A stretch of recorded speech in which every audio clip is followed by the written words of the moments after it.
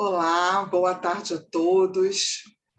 Sejam muito bem-vindos a mais uma reunião pública da nossa querida e amada Casa de Jesus. Que Deus nos permita ter uma tarde feliz de estudo do seu Evangelho. Como o companheiro Felipe já informou, hoje nós vamos falar sobre se eu quiser falar com Deus. O ideal é que a gente trouxesse o Gilberto Gil para que ele cantasse, nos envolvesse magicamente, como ele sempre faz, mas a proposta não é essa. Então, a gente agradece a Deus a oportunidade bendita do trabalho de falar sobre esse assunto que é tão importante para todos nós. No livro Herdeiro de Filho de Deus, esse livro psicografado pelo Divaldo Pereira Franco, editado pelo Espírito Joana de Ângeles, ele foi editado em 1986, ele tem 30 capítulos e ele fala de Deus. Ele fala da presença de Deus, da nossa relação com Deus, da relação de Deus conosco. Ele fala da presença de Deus, ele fala da importância da gratidão. Ele vem o tempo inteiro falando de Deus. E esse livro ele tem uma historinha por trás dele. O médium Divaldo Pereira Franco, dentre tantas tarefas que ele tem junto ao movimento espírita, talvez uma das mais desafiadoras para ele seja a de ser palestrante ao redor do mundo. E eu falo isso porque é uma ação muito solitária. Ele recebe os convites para as palestras e ele se desloca sozinho. Nesse momento não está mais fazendo em função da idade e do Covid, mas fez isso durante muitos anos. Então ele viajava ao redor do mundo para falar sobre o espiritismo, sobre as obras da Joana de Ângeles, sobre a codificação, enfim, sobre os mais diversos assuntos referentes ao espiritismo. E era uma viagem muito solitária, ele pegava a malinha dele e ia. E muito corajosa também, né, de sair pelo mundo afora assim, sozinho. E numa vez, num determinado dia, ele estava no quarto de hotel, um pouco triste por estar sozinho, e ali naquele momento dele de reclusão, né, de tristeza feliz por ter que realizar esse trabalho, mas triste por estar sozinho, ele recebe a presença da Joana de Ângeles, da sua mentora espiritual, a sua companheira ali de trabalho. E ela pergunta para ele o que está acontecendo. Eu imagino que Joana tenha vindo de uma maneira bem firme, pois é assim que ela se apresenta nas obras, e questiona ele o que estava acontecendo, por que ele estava dessa maneira. Ele explica que ele estava triste, porque ele estava sozinho, porque ele estava numa viagem sem companhia, apesar de ser literalmente uma viagem a trabalho. E ela pede para que ele se levante, para que ele vá até a janela do hotel e que ele conte para ela o que ela está vendo naquele momento. E ele estava hospedado num hotel de frente para o mar, e ele fala para ela, né, que ele está vendo o mar, que ele está vendo as ondas do mar ali, a calmaria, ele está vendo a areia da praia, ele está vendo alguns casais de namorado passando ali, algumas famílias, crianças brincando e correndo, um céu muito estrelado, aquela lua linda no céu. E ele relata tudo isso para ela, meio que sem entender o que ela quer com isso. E ela diz para ele que tudo aquilo que ele estava vendo naquele momento é criação de Deus. E que se é criação de Deus e ele é filho de Deus, tudo aquilo era herança dele. Então, que ele ficasse muito feliz, porque ele não estava sozinho, ele estava ali com a presença de Deus em torno dele o tempo inteiro. Era bastava ele olhar para a janela para ele perceber que Deus estava ali, representado através da natureza, das pessoas, de tudo aquilo que ele tinha relatado para ela. E esse livro aconteceu dessa maneira, e logo depois ela envia as 30 belíssimas mensagens que estão nesse livro pequeno, mas de grande conteúdo, chamado Filho de Deus. Quando a gente começa a estudar a doutrina espírita, uma das primeiras coisas que a gente precisa fazer é ler essa obra, o Livro dos Espíritos, que foi organizado pelo Allan Kardec, pelo codificador. E logo no capítulo 1, o Allan Kardec, depois de tantas reuniões mediúnicas, de tantos papéis, de tantas mensagens enviadas, depois que ele organiza tudo isso, ele vai e coloca como primeira pergunta aqui no Livro dos Espíritos, que é Deus, no capítulo 1 de Deus, no item Deus e o Infinito. ele coloca aqui que é Deus. E os espíritos respondem para ele: Deus é a inteligência suprema, causa primária de todas as coisas. E tem um comentáriozinho aqui da editora abaixo.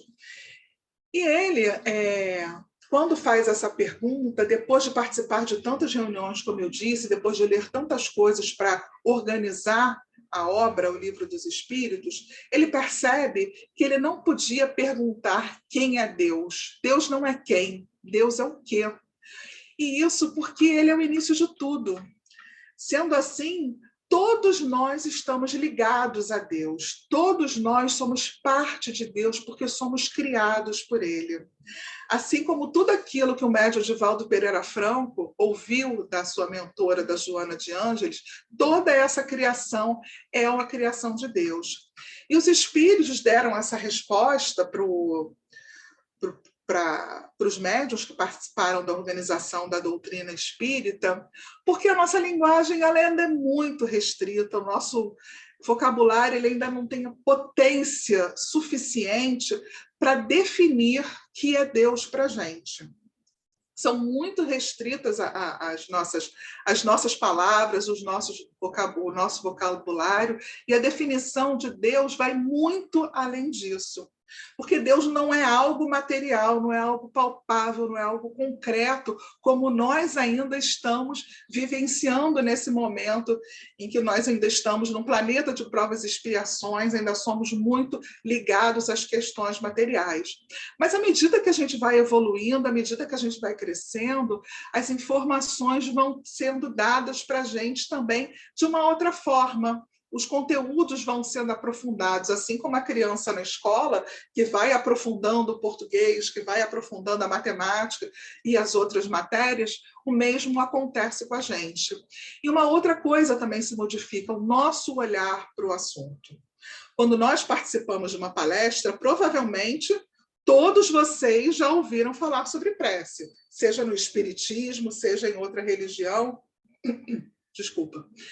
Já ouviram falar sobre prece, da importância da prece, da necessidade da prece ou da oração, né, como queiram, ou da reza. Todo mundo em algum momento já ouviu falar sobre esse momento.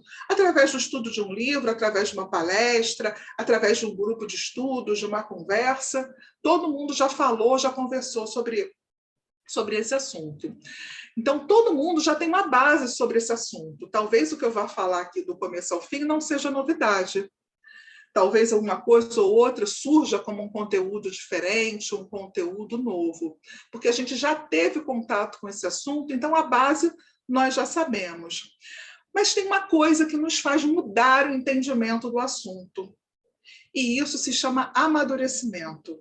À medida que nós vamos amadurecendo, à medida que nós vamos crescendo, nos desenvolvendo, nós começamos a entender os assuntos de maneira diferente. E isso acontece também por conta das nossas conexões. A dor aparece para a gente, então a gente muda o nosso olhar em relação a algumas situações, o nosso pensamento, a nossa fala. O amor acontece, o mesmo se dá. A gente muda o nosso olhar, a gente muda a nossa fala, a gente muda a nossa escuta. E a nossa vontade também. Quando nós entramos em contato com essas três potências, essas grandes potências da alma, como explica Leon Denis no problema do ser, do destino e da dor, nós nos modificamos. E esse amadurecimento, essa vontade, esse amor, essa dor, é algo que nos move a sair do lugar, que nos dá ânimo e desejo, para não ser repetitiva, não falar vontade de novo, de nos modificarmos. Muitas vezes a gente até comenta, nossa, eu ouvi tantas vezes esse assunto, nossa, quantas vezes eu já escutei sobre Deus ou sobre prece, quantas vezes eu já escutei a história da Maria de Magdala, mas dessa vez foi diferente, dessa vez eu ouvi de matéria diferente, eu senti de maneira diferente, eu entendi de maneira diferente, ou até mesmo hoje isso fez sentido, agora eu entendi, agora fez sentido. E por que isso? Porque nós amadurecemos, nós crescemos. O espírito José Grosso, que é um dos coordenadores espirituais de um evento que acontece no Carnaval, que é a confraternização das mocidades espíritas aqui do Rio de Janeiro, ele sempre diz que nós precisamos revisitar o Evangelho. E por que esse convite a revisitar o Evangelho? Nossa, mas eu já estudei o Evangelho no ESG, aí o Zé Grosso vem falar para mim para eu ler de novo. Toda reunião pública alguém traz um conteúdo do Evangelho e eu vou ler de novo? Sim, porque com o passar do tempo, o nosso amadurecimento vai proporcionando um novo entendimento do assunto. Por isso que o assunto retorna na nossa vida. O grande filósofo Leon Denis, nessa obra chamada O Grande Enigma, que foi editada em 1919, diz que tudo que tem vida tem Deus. Ou seja, toda a natureza, todos nós encarnados, todos nós desencarnados, temos Deus. E que cada um de nós é a sua irradiação. E aí a gente começa a ficar preocupado e começa a questionar isso. Se tudo tem vida, tem Deus, e em tendo Deus, nós irradiamos, como isso acontece? Ainda que muito pequenos, ainda que uma pequena centelha, uma pequena chama, nós já somos um pontinho de luz. Quando a gente fala sobre a importância do culto cristão no lar, nós estamos falando da importância de nós mantermos um momento de oração fixo nas nossas vidas com a nossa família. Um momento em que todos nós vamos estar em comunhão com Deus através do pensamento, para poder ali, naquele momento, nos sintonizarmos com a espiritualidade amiga, com Deus, com Jesus, com nossos amigos espirituais. Então, quando eu digo que responsabilidade, né, a gente tem de irradiar, é porque eu posso ser essa presença divina aonde quer que eu vá. Porque as leis de Deus, elas estão na nossa consciência. E o Leon Denis sabiamente diz que as leis de Deus estão no templo da nossa consciência. Ele dá um espaço, né, maior do que só a consciência para aquilo onde ficam armazenadas toda essa essência divina em nós. E o templo, os dicionários dizem para a gente que é a habitação de Deus na Terra.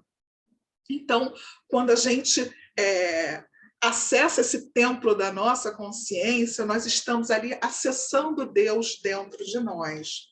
Nós não encontramos Deus apenas nos templos de terra. Ou melhor, nós encontramos Deus nos templos de terra? Vamos questionar ao invés de afirmar. Quando eu estou na casa de Jesus, no templo físico da casa de Jesus, e aí eu estou citando a casa de Jesus porque é a nossa instituição espírita que nós trabalhamos ou frequentamos, eu estou em contato com Deus? Nem sempre.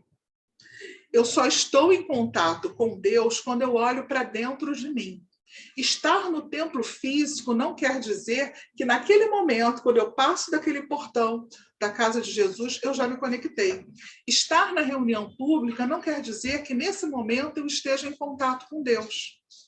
Porque eu posso estar na reunião pública, mas eu posso estar ouvindo a Kátia falando, mas dividindo a minha atenção também com outras coisas. Às vezes até um pensamento que vem das preocupações do nosso dia a dia, a preocupação com o trabalho, a preocupação financeira, com a saúde de algum companheiro, ou com algum ruído que às vezes se estabelece na nossa casa ou fora da nossa casa. Hoje mesmo, no momento em que o Felipe estava fazendo a prece, eu estava ouvindo um sino tocando. Falei, não, meu pensamento é na prece, não é no sino. Mas nós ainda nos distraímos. Por isso que muitas vezes o companheiro inicia a prece falando, vamos fechar os nossos olhos. Não precisamos do ritual de fechar os olhos, mas nós ainda nos distraímos muito. Então, é um momento que quando eu fecho os olhos, eu tento me concentrar apenas naquilo que o companheiro está dizendo ou naquilo que eu vou dizer naquele momento. Aqui no Filho de Deus tem um texto, logo no início, que se chama Um Recanto Seguro. E ele dá uns exemplos bem significativos a respeito disso. Ele diz assim, há em cada criatura um recanto seguro para falar ou escutar Deus. Ou seja, para eu orar ou para eu ouvir o que Deus tem para me dizer. E ele dá os exemplos, a Joana de Ângeles dá os exemplos. Uma paisagem desértica, um jardim florido, um córrego em festa, um amanhecer risonho, uma tarde chuvosa, uma canção ao longe, um rosto de criança, um campo bucólico, alguém em sofrimento. A magia de um poema, a glória de um amanhecer, a policromia de uma pintura, né, as várias cores de uma pintura, uma frase da Bíblia, uma conversação edificante, um relato comovedor, um gesto de sacrifício, uma oração. Há em toda criatura um recanto seguro, que se alcança através de algum desses convites naturais, onde se sente, se fala, se ouve a Deus, e o seu amor estar mais próximo é mais envolvente. Joana de Ângeles falou de maneira poética e profunda sobre Deus. Nós, na Escola de Evangelização Espírita, quando vamos falar de Deus para as crianças, nós cantamos para ela, coisa que eu prometo que eu não farei aqui. Apesar de achar que eu sou afinada, o mundo me diz que eu não sou, então nesse momento eu vou ficar com o mundo. E é uma canção que diz assim: Deus está aqui, está em todo lugar, está na flor, na semente, na estrela, no mar. Deus está, Deus está. Em tudo que existe, eu fico a pensar. Aqui, ali, em mim, em você, Deus está.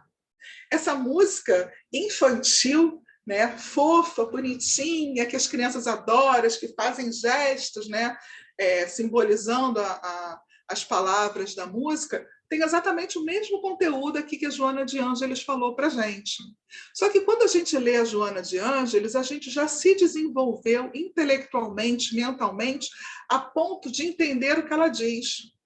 A canção é bonita, me remete a momentos felizes no trabalho ou como evangelizando, né? Se passei por esse processo na infância, mas ela tem exatamente o mesmo conteúdo, porque nós já amadurecemos e já conseguimos entender dessa maneira. Então, é importante que a gente perceba que a prece é um transporte do nosso coração. Ela transporta aquilo que está dentro do nosso coração, como Jesus falou. Aonde está o meu coração, aí estará o meu tesouro. Por quê? O nosso coração, né, e aí uma outra frase, né, está cheio daquilo que a boca fala, daquilo que o coração está cheio, porque a nossa prece diz aquilo que o nosso coração está cheio. Quantas vezes, provavelmente muitos de nós chorou ali para Deus falando que não queria estar daquela maneira, não queria dizer daquele jeito, não queria sentir daquela maneira, porque o coração estava transbordando daquele sentimento e era necessário falar com Deus. Era uma vontade minha, era um ato de vontade meu falar com Deus daquela maneira. E quando nós nos desligamos da matéria, da Kátia, das preocupações da casa, das preocupações da família, das preocupações com o mundo, com o trabalho, enfim, das preocupações daquilo que eu elejo como preocupação da minha vida, e nós entramos em contato com Deus, nós estabelecemos essa prece, nós estabelecemos essa conversa com Deus. E o Leon Denis também diz, nesse livro O Grande Enigma, que a prece é o ato mais importante da nossa vida. Nossa, eu achei isso tão intenso, tão profundo, porque quando alguém fala para a gente qual foi o momento mais importante da sua vida, parece entrevista de programa de televisão, né? Qual foi o momento mais importante da sua vida? Ah, foi quando eu conheci o amor da minha vida, foi o nascimento do meu primeiro filho, ah, foi uma viagem que eu tive, ah, foi um emprego que eu consegui, foi um dinheiro que eu consegui resolver uma questão que estava me angustiando tanto. É interessante como as nossas reflexões, elas são sempre de cunho material.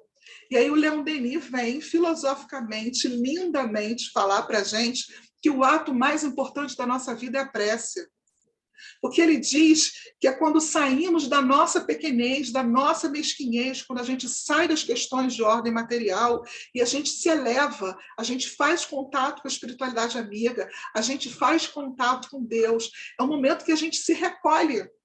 É um momento que a gente para meditar, que a gente se eleva, que a gente sai da gente para estabelecer esse contato com Deus, nosso Pai. E Deus é tão misericordioso com a gente que nesse momento de pedir, porque ainda temos muito hábito de pedir, esquecemos às vezes de louvar e de agradecer, que nós somos agraciados pelas vibrações. No momento da prece, é muito comum quando a gente está realizando a palestra, quando a gente vai ser o palestrante do dia, no momento da prece a gente sentir as vibrações dos amigos espirituais. Então, nesse momento em que nós realizamos a prece ou acompanhamos a prece, nós ainda somos agraciados pelos amigos espirituais com as melhores vibrações. Olha que bacana, gente. A gente está ali, às vezes, pedindo e está recebendo essa vibração bacana. E o que acontece quando a gente entra em prece, quando a gente consegue estabelecer a prece? O medo que a gente estava sentindo, a angústia que a gente estava sentindo, a insegurança que a gente estava sentindo, aos poucos, parece que ela vai se dissipando, que ela vai se desfazendo. E nós nos sentimos fortalecidos.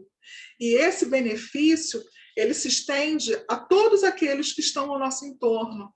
Porque quando eu me permito entrar em comunhão com o Pai, eu me permito estar ao lado dele, ser um só com ele, e essa vibração chega aos outros, né? Como a gente escuta do culto cristão no lar, que eu falei no início, né? Quando eu faço o culto cristão no lar, às terças-feiras na minha casa, eu sei que esse momento eu estou possibilitando que os espíritos aqui do entorno sejam atendidos. E quanto mais a minha fé, quanto maior for a minha conexão, quanto mais eu me desvencilhar das questões de ordem materiais, maior esse foco de luz que vai poder atender aqueles que precisam, principalmente aqueles que negam a Deus. É a oportunidade deles serem agraciados por essa vibração e sentirem o quanto é bom sentir essa presença maior ao nosso lado.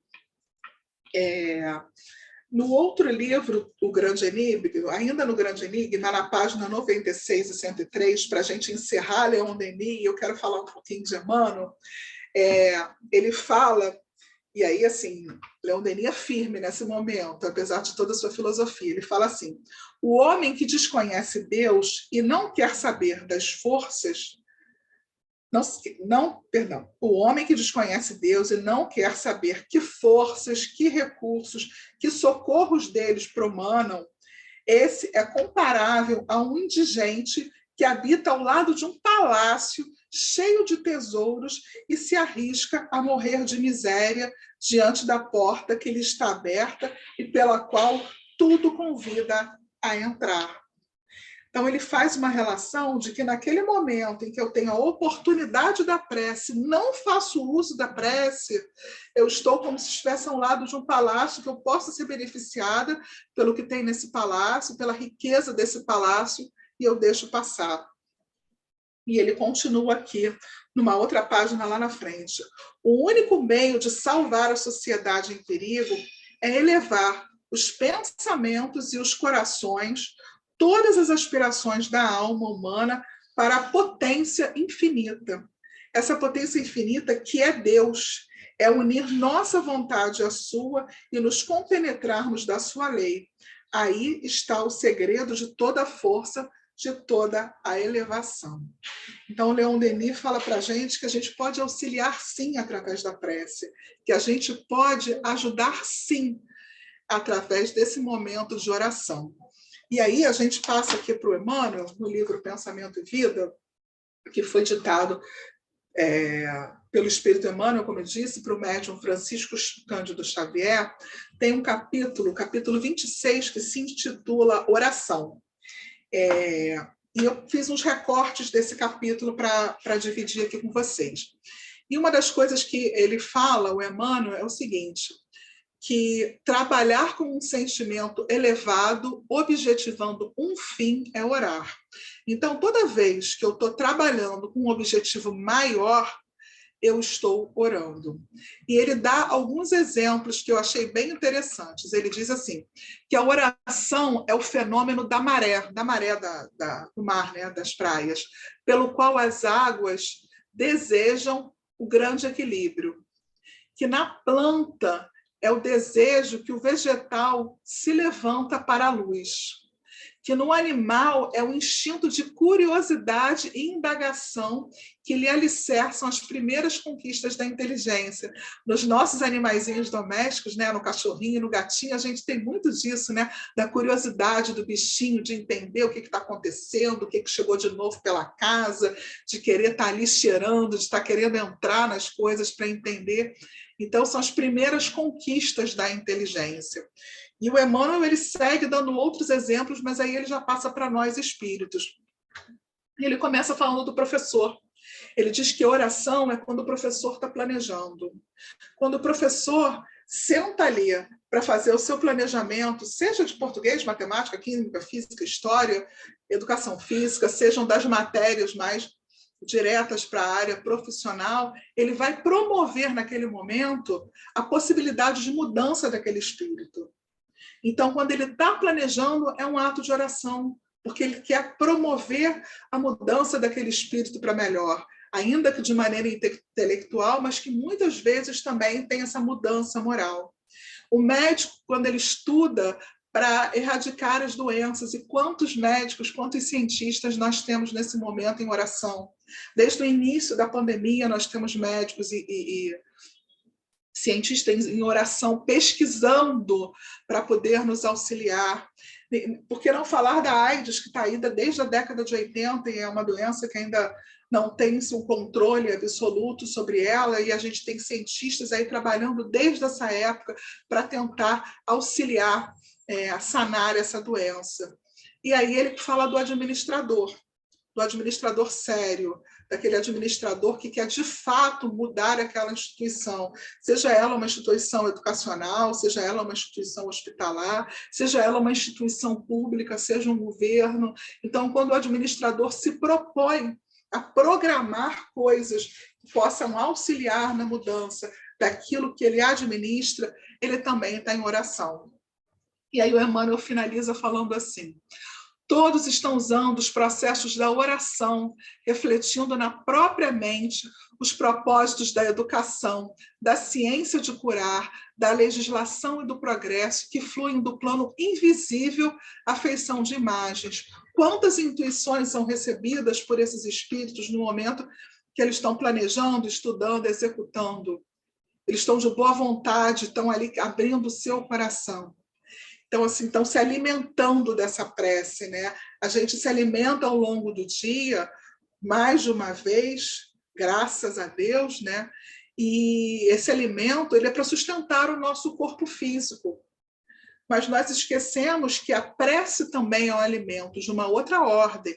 Eu trabalhei com muitos companheiros de evangélicos e que tinham por hábito, no momento em que colocava o prato na mesa, naquele momento, durante alguns minutos, eles fechavam os olhos e agradeciam por esse alimento, né? Para aquele momento que eles estavam vivendo ali.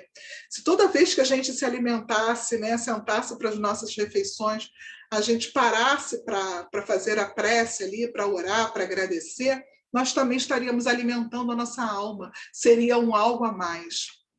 E assim como a gente tem hoje uma série de veículos de comunicação, a prece também é um canal de comunicação. A gente começou com os escritos lá nas cavernas, nas pedras, tivemos as centenas de cartas de Paulo, né, que se comunicava com os outros companheiros das outras cidades, e nós temos as comunicações aqui que vão evoluindo, né? O jornal, primeiro o jornal, o rádio, a TV e hoje a internet. E se a gente for parar para ver, esses meios de comunicação também evoluíram dentro deles mesmos. O rádio hoje funciona de uma outra maneira. É interessante explicar hoje para as crianças como é que funciona o rádio, porque elas estão acostumadas com os aplicativos de música, né? Então, você liga o rádio no carro, ela quer saber por que ela não pode escolher a música, né? Porque teve uma evolução de sair, né? Ou uma modificação mesmo, né? Já que é um aplicativo. Mas na televisão, essa semana, eu estava assistindo coloquei a minha filha para assistir Sítio do Pica-Pau Amarelo, que era uma coisa que eu assistia na minha infância, e ela queria que eu explicasse para ela por que o som era diferente, por que as cores eram diferentes, por que as pessoas eram chapadas na tela, porque era uma outra forma de televisão que a gente tinha na época. E qual a surpresa dela quando eu disse para ela que eu assistia em preto e branco? Aí que ela entendeu menos ainda, né? Mas por quê? Porque a televisão também evoluiu, os meios de comunicação materiais evoluíram e nós também evoluímos com a nossa prece. Aqui no livro Missionários da Luz, tem no capítulo 13, tem um momento em que a criança convida o pai a fazer uma prece com ela. E é muito interessante porque é o Joãozinho, no capítulo 13. A história é assim. Ele pergunta para o pai se o pai não vai rezar com ele à noite. E o pai olha para a esposa com uma cara assim meio desapontado, porque ele não ia chegar, e ele fala para o filho que ele tem tido sempre muito trabalho até tarde, que ele não ia saber se ele ia conseguir chegar, mas que ele ia tentar chegar para acompanhar as preces. E aí ele ri para o filho, né, e pergunta, mas você já sabe rezar sozinho, Joãozinho? E o Joãozinho fala para ele, mamãe ensina-me todas as noites a rezar por você. Quer ver? Ainda desafio o pai. E eles estavam no momento da refeição, a criança larga os talheres e fala assim, meu Deus, guarda o papai nos caminhos da vida, dá-lhe saúde, tranquilidade e coragem nas lutas de cada dia, assim seja. Joãozinho disse meia dúzia de palavras. Ele deixou de fazer uma oração? Não. Ele deixou de entrar em contato com Deus? Não, porque era do que o coração dele estava cheio. Era cheio desse amor pelo pai que queria que Deus protegesse. A gente sabe que tem muitas religiões ainda que necessitam da vela, do terço, da imagem, de uma determinada posição, às vezes da imposição das mãos, de se ajoelhar, enfim. Existem diversos recursos que, às vezes, as religiões colocam como necessários ou nós mesmos colocamos como necessários. Só que esses recursos, na verdade, são bengalas psicológicas nossas, que nós usamos para nos sintonizarmos, para não nos distrairmos. E aí eu vou voltar lá para o nosso Gilberto Gil, que não veio, mas eu vou pedir permissão a ele para falar um trecho da música dele, que é a música que provavelmente todos conhecem, que é E Se Eu Quiser Falar com Deus, que é uma música de 1995. E o Gilberto Gil diz assim na música dele, se eu quiser falar com Deus, tenho que ficar a sós, tenho que apagar a luz, tenho que calar a voz, tenho que encontrar a paz, tenho que folgar os nós dos sapatos, da gravata, dos desejos, dos receios, tenho que esquecer a data, tenho que perder a conta, tenho que ter mãos vazias, tenho que ter a alma e o corpo nus. É claro que isso é uma poesia e você pode conduzi-la daquilo que você acha melhor, mas é muito claro que nessa canção do Gilberto Gil de 1995, ele estava falando de se desvencilhar das questões de ordem material, como o Leon Denis falou lá no começo da nossa conversa, que ele fala, eu tenho que ficar a sós, eu tenho que ficar comigo, eu tenho que entrar para me ouvir, para me sentir, né? E aí ele fala, eu tenho que apagar a luz, eu tenho que me concentrar naquilo que eu estou fazendo, eu tenho que calar a voz, calar todo o burburinho do entorno, né? Eu não preciso estar num lugar em silêncio, mas eu preciso fazer este silêncio íntimo para que eu possa fazer a oração. E encontrar essa paz, que é essa conexão com Deus. E aí ele fala das coisas de ordem material, né? De tirar o sapato, de soltar a gravata, né? Mas também me libertar dos meus desejos, dos meus receios. Eu estou falando com Deus, eu posso ser sincero, eu posso ser verdadeiro. Ele é meu pai, ele me conhece. Então eu posso abrir o meu coração para ele, né? E ele fala ter a alma e o corpo nus, né? Ter a alma aberta para aquilo que eu quero falar com Deus. E se a gente tem dificuldades para orar, né, para fazer essa conexão linda que o Joãozinho fez ali em 3, 4 linhas, no Evangelho segundo o Espiritismo, no capítulo 28, tem uma coletânea de preces. E logo no início do Evangelho, codificado aqui pelo Allan Kardec, os espíritos dizem o seguinte, que a forma nada vale, o pensamento é tudo. Ore, pois, cada um segundo suas convicções e da maneira que mais o toque. Então, assim, não interessa a forma como eu vou rezar. Se eu vou fazer uma oração contínua ou se eu vou apenas conversar com Deus ali do meu jeito. Um bom pensamento vale mais do que grande número de palavras com as quais nada tem o coração.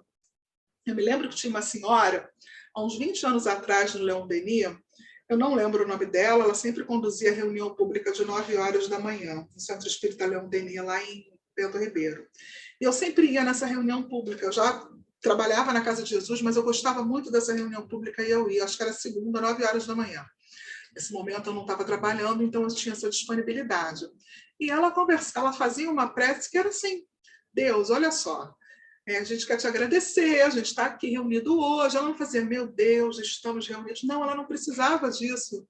Não estou julgando nem dizendo que está errado, mas a forma como ela conduzia era de uma intimidade que me chamou a atenção nas primeiras vezes. Depois eu entendi que era a forma dela.